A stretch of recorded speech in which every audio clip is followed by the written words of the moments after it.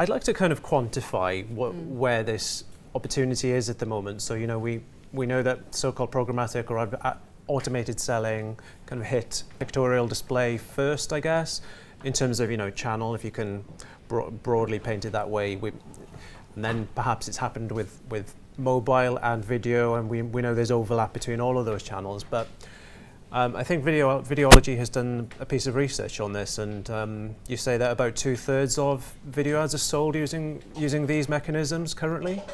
Well, I could even yeah. So we've got research, and also it's you know what we see in terms of traffic, and I think I'll back up a little bit. And I know we've been talking a lot about programmatic today and what it is. What I'd love to do is define it and to give some context about what my explanation is. So for me, programmatic is really, you know, it's the automation of media buying, fundamentally. And what that means is you've got, you know, integrated ad serving between supply and demand. You've also got real-time decision-making, optimization going on, which means as an impression comes in, you take a look at it and you decide on how best to utilize it.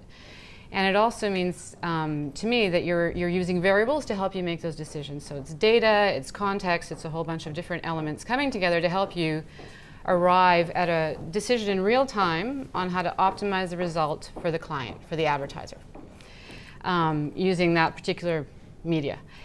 And if you define it in that way, I mean, fundamentally, you know, all of what we do is programmatic. You know, we currently, with all of our partners, we work in a real-time decisioning, fully integrated basis or fully automated basis. So I think that's the good news. If you take it next step further and you go, okay, well, actually, let's peel the onion a little bit, and let's take a look at what's from a commercial model, how is that running? So from a commercial model, and I think we talked about it earlier on, somebody on the panel had mentioned it, it was about, you know, how can you buy the media? So you can buy it at a fixed price, you could buy it at a bidded price, you could buy it in open volume, you could buy it at a defined kind of volume. And that's where I think the kind of the whole grayness in the area comes in, and where people kind of talk at odds. And if you start to look at, so I could say, you know, everything that we do is programmatic if you include all those commercial models. If you start to look at how much of that is actually traded, let's say, in an open volume basis, you know, that's where you're starting to look at more the 60% of the volume will be traded on an open basis. Right.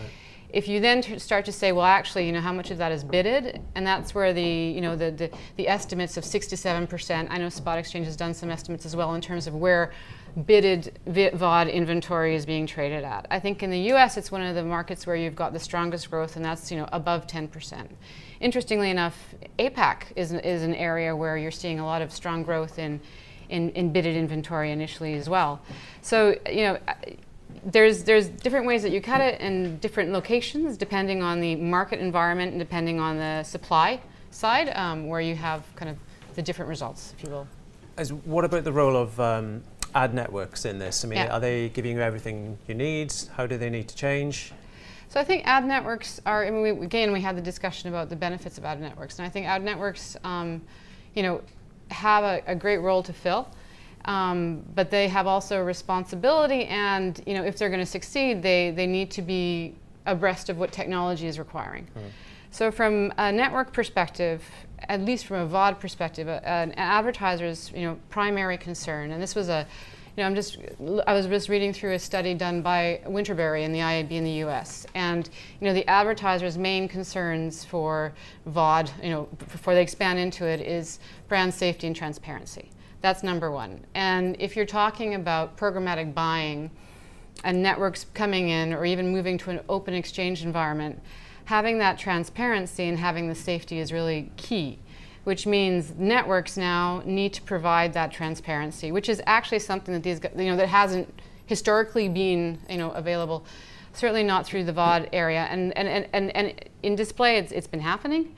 In VOD, it's a little bit more challenging because the technical infrastructure is still developing. So, you know, simple things like passing the referring URL for some publishers, networks, are still difficult.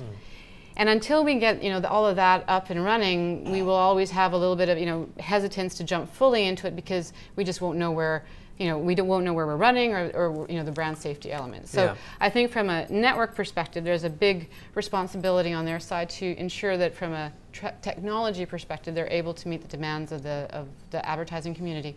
Right. Somebody once said that the future's already here, it's just not evenly distributed yet. So when I mean, videology has pretty large international footprint now, I think.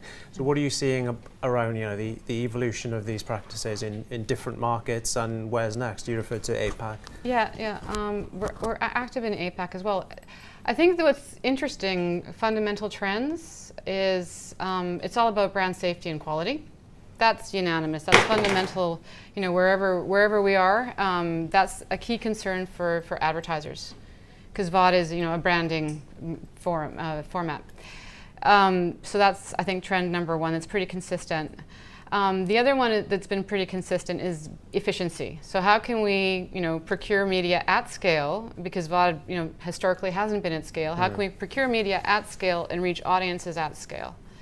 And that's the second trend that we're seeing. And kind of the formats that are being taken by the regions are varied. So in APAC, surprisingly enough, it's being led, it looks to be led almost by exchanges. Whereas in Europe, you're having a lot of the initial growth being led by non-exchange or non-bidded inventory. So that's where your local supply situation comes into play quite dramatically. You mentioned the E word there, efficiency. I mean, how do you measure efficiency, and how has that changed? So in terms of efficiencies, we're a technology partner for our clients. So, our clients measure efficiency in terms of being able to deliver value results to their clients at an effective CPM, which is ever becoming more. It works harder and harder for the advertisers.